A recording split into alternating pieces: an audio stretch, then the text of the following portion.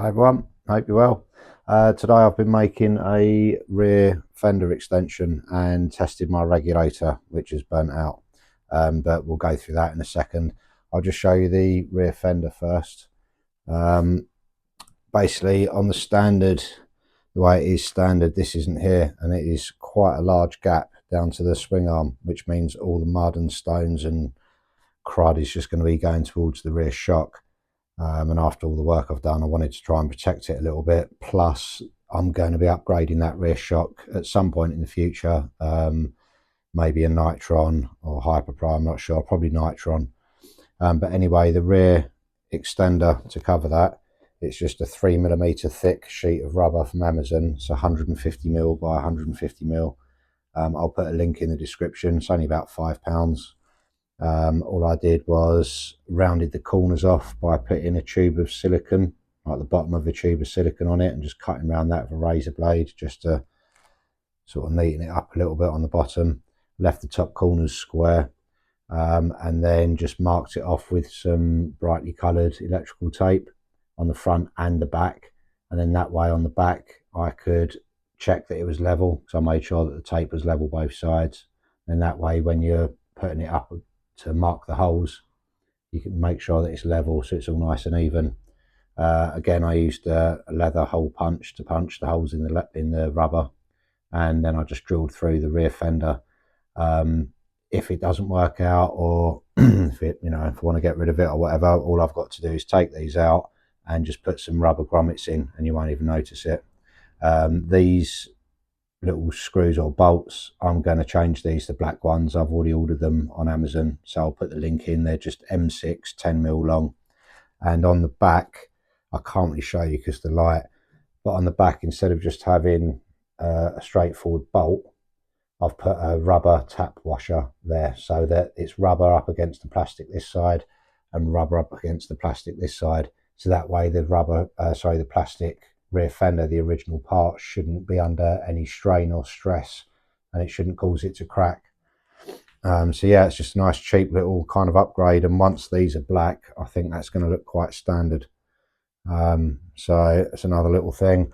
And there is, yeah, my regulator isn't working properly. There is a video, there's a YouTuber called Fab Bikes. I'll put a link again in the description. He's done a really good crystal clear video of how to test your regulator, your rectifier, with a multimeter. It is so straightforward and easy. Unfortunately, like I say, my one's faulty, so I've ordered one from M&P. I'll put a link for that as well, as always. So that should be here in a few days.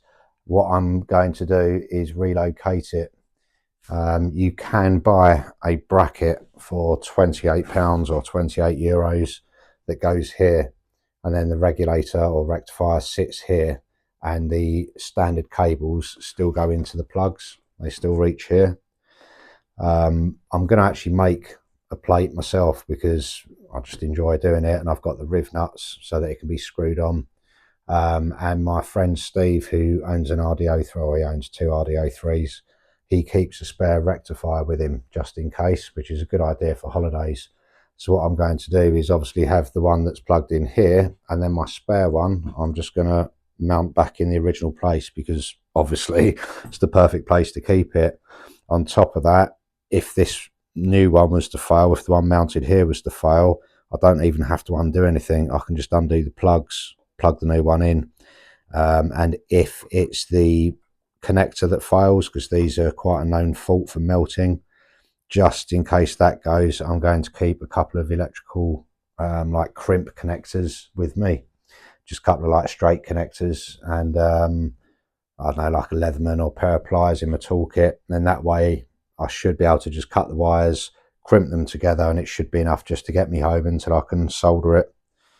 So that is all I've done today. Yeah, obviously to drill these holes, just remove the rear wheel, because that way you can get the drill in dead straight and at exactly the right angles, because otherwise, you don't want the bolts sitting in wonky. And that's about it. At least it didn't crush my nads today on this, which is good. It's a nice feeling. Oh, and another little bonus. When the bike's on the centre stand, the folder with the manual in it is actually the perfect height. Just goes under there, and then you can remove the axle and you don't have to support the wheel. So yeah, nice little tip. And obviously don't put the sticker down. Can't have the sticker down. You gotta preserve that, obviously, Mr. Dakar. So that is it. Just a short one for today, but I thought I'd update you. And yeah, I don't know, bored, didn't I? So right, cheers, and I will see you soon. Take care. Bye bye.